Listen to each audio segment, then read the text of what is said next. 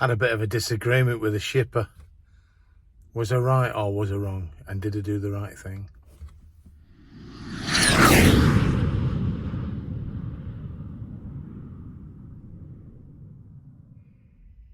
Hello, YouTube. I tried to start that a little bit cooler, you know, like Toby does from Firkin Freight, because he's just raced and got millions of subscribers, so I'm hoping that new cool approach might work. But anyway, it probably won't. But it is Thursday. It's Thursday afternoon. It's 1 p.m.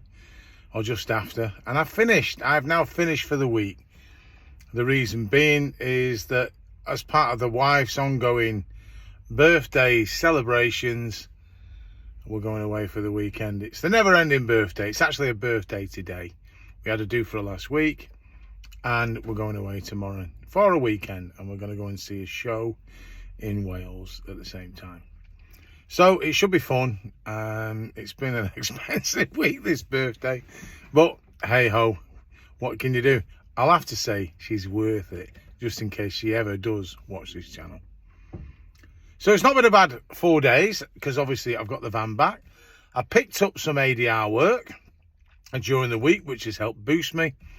So for 4 days, I've met my minimum target, which I'm quite happy about, with a day to spare. And today was a good day as well, because I had a wait and return job. So we've made the money we need and we're off. But what I principally want to tell you about, because it's something that will crop up from time to time when you do this job, is what I consider to be misinformation by a shipper. Now, the way I reacted to it, I don't know whether I was right or wrong when I reflect on it more. But I was angry. So I'll tell you what happened. I'd done a job, an ADR job, which was quite well paid. Then I'd done a little local job, and I ended up sort of like not too far away from home. I'm not going to say the areas just in case. But anyway, what happened out of the blue, I get a phone call from a shipper who we all would probably know. Mainly they do operate a lot in the northwest, and I've never ever had a problem with them before. But then again, I've never done this type of job before. And they said, oh look, we see that you're in that area and we've got a job that needs clearing quite urgently. Is there any way you can do this job for us? So I asked them, well, they said it's an easy job, 11 miles. So I said, look, to be honest with you, I don't see a problem, but my minimum is 40 quid, whether it's going 1 mile or 40 miles. My minimum is £40. Well, 40 miles is probably wrong, actually, isn't it? But anyway, so they said, could you do it for 35? I said, no, £40 is my minimum, and it depends exactly on what it is. What is it? What do you want me to do? Oh, it's a quick in and out, easy job. You're going to go to a house and you're going to collect some parcels for a parcel company. Again, I'm not going to say the name.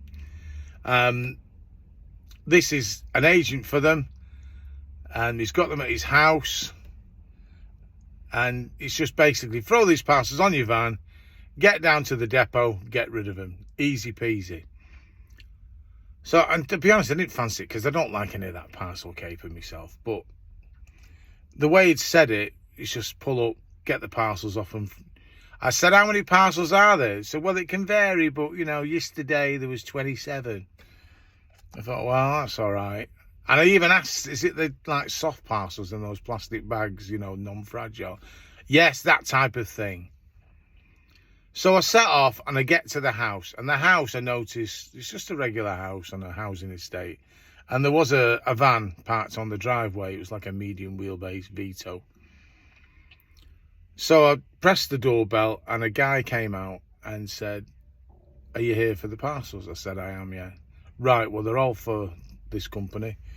I'll start bringing them out to you. So he had them in his house. So I said, right, well, they've asked me to count how many there are. So she said, well, if I bring them to the door, you can count them as you come out. So he started bringing things out, and they were all shapes and sizes. There was Christmas trees, heaters, sealed boxes, everything. Boxes you wouldn't have a clue what's in it. And it's bringing them out and bringing them out, and I'm starting to stack them in the van, and I'm thinking, this is going on a bit. So I said, how many are they? He said, oh, there's a few more yet, because the van didn't turn up yesterday, and there's quite a lot. So I thought, right, well, I'm not going to kick off or nothing like that in front of this guy here. So basically, I took every parcel off him. And then he come out, said, there's some bags now. He came out with 8 postal bags.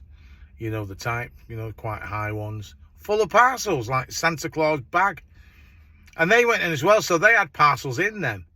So there was 116 parcels of various sizes, some quite large, and 8 postal sacks. So now I'm going to show you a couple of pictures of these.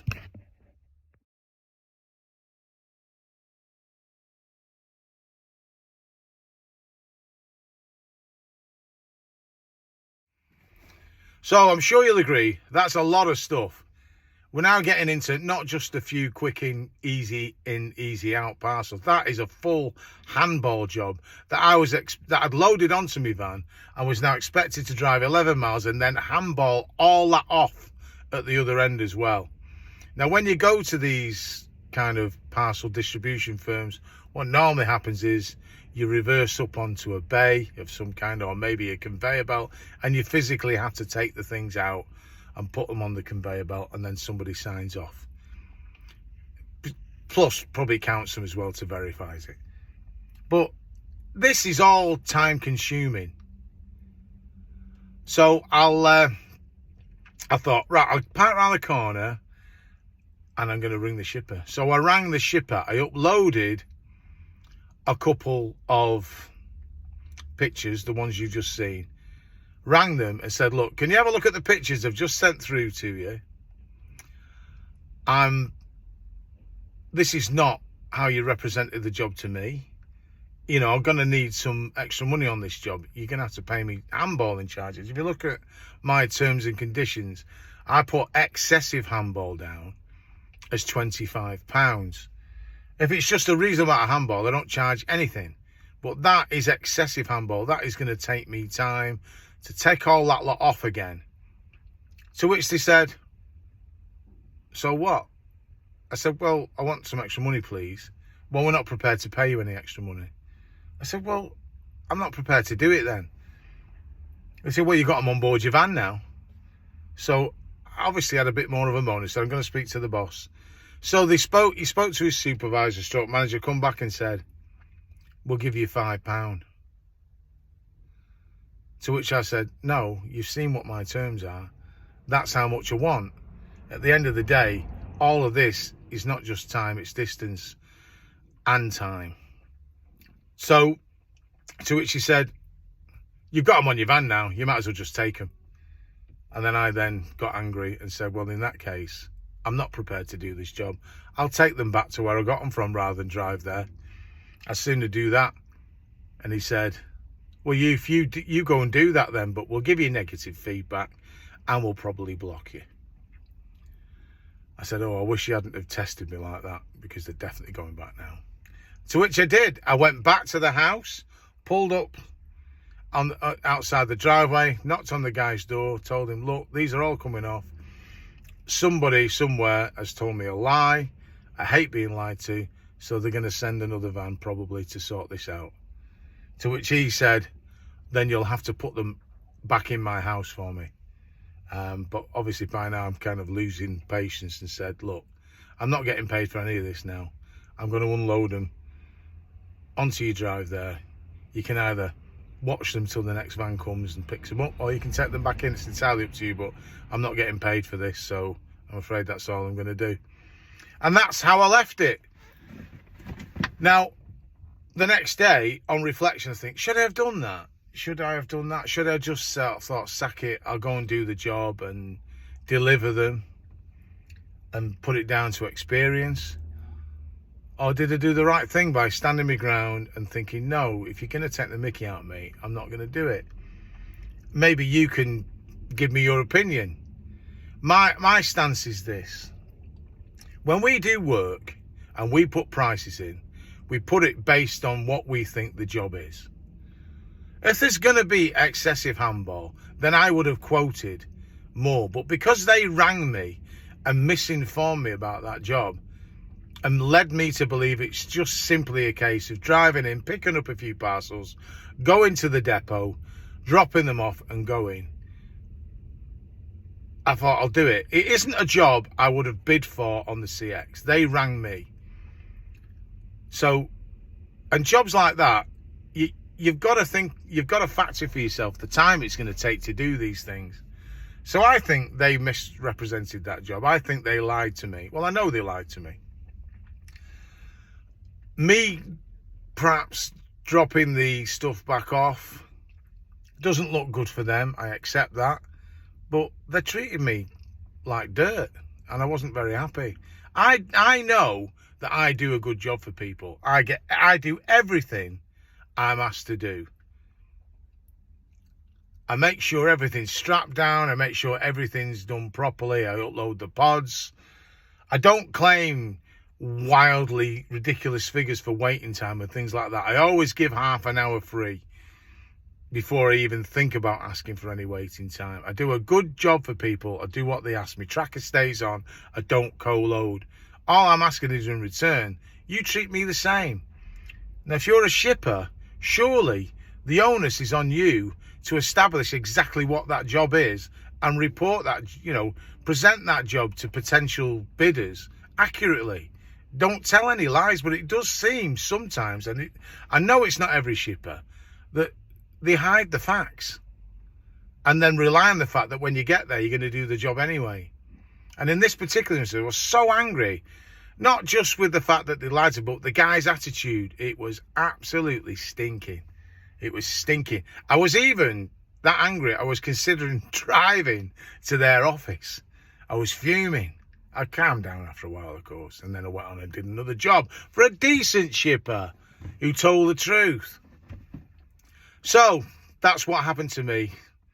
You're going to come across this when when you're working, how you handle it. But we wouldn't have to come across situations like this if we were told the truth to start with. Sometimes drivers get painted in a bad light, saying they're all cowboys and they do this and they do that. But sometimes there are cowboy shippers out there, or ones who are a little bit economical with the truth, because they're trying to get a job done on the cheap.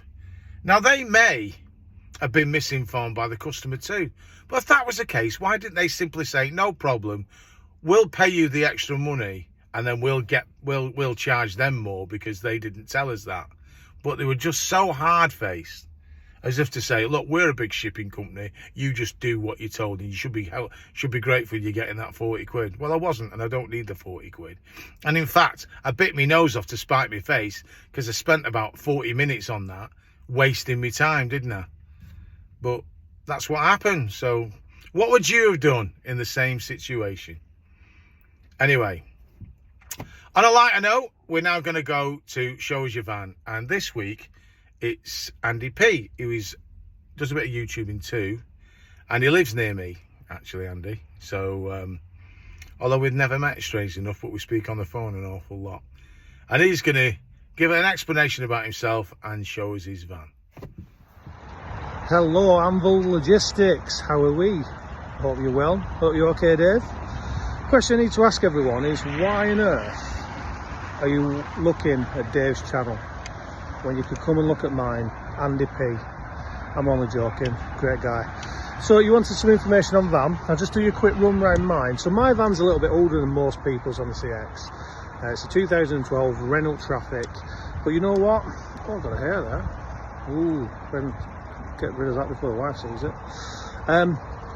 It's a bit older, but you know what? If you look after your van, it'll serve you well. It's not looking the cleanest at the moment. It's been raining for the last few days. But let's have a look. This is my Renault Traffic. Does the job. I did have some wheel trims on it, but I actually lost one a few weeks ago, and I can't get one to replace it. So I've took them off because it looks horrendous. Nothing special, a bit dirty at the back, like I said, it's been raining. Have a look inside. The general run-of-the-mill van. This one's actually got sat nav as well, but I tend not to use that. I tend to use Google Maps more than anything. Did used to have some covers. Well, I've got some covers on the seats, but took them away to be washed and I've never put them back on. So a quick look in the back. I am loaded at the moment. I've just pulled up at the services. Was desperate for the toilet. I can fit 2 pallets in here, so it's decent for transit. Bottle of water there just in case I run out of water. You can see I've got a few straps. Just take it around the side. Better do this one first.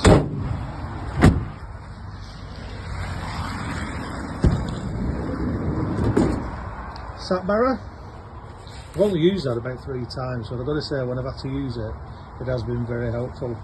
Got a few rags just in case I've got any kind of spillage I need to clean up. And then I've got my boxer bits. Now, excuse the boxer bits because actually last week it got smashed with a pallet. You can see now I've got my my hard hats, some more bungee cords, spare high vis. I've got some rope, spare gloves, obviously got oil, and I've got straps and things. And that is my world. Well, hope you enjoyed the tour. I better get going now. See you all soon, and don't forget, like and subscribe to Dave, he's a good lad. And if you feel like it, come and see me, Andy P. See you later.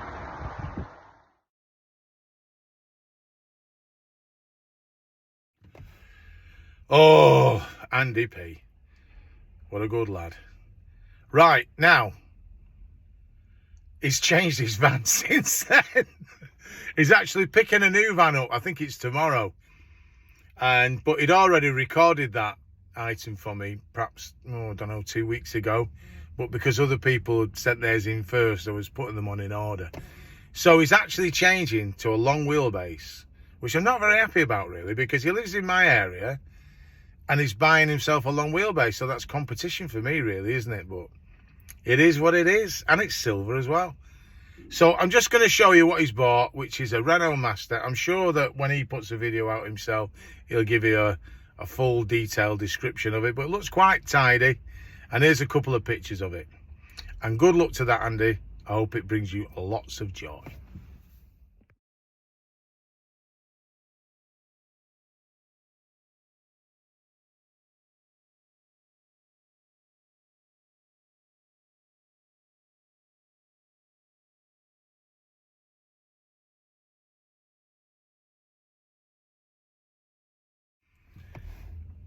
So that's Andy's Silver Dream machine. So that's it now. I'm going to wrap this week up. Thank you for watching. I hope you enjoyed the video. If you do, just give it a thumbs up with it. It helps get the videos out there. And once again, please subscribe to the channel if you're not already subscribed. Again, it doesn't cost you a penny. It just simply notifies you really that there's a new video out and you can watch it if that's what you want to do. Thanks a lot, everybody. I'm about to have a good weekend. So have a great weekend yourselves and see you soon.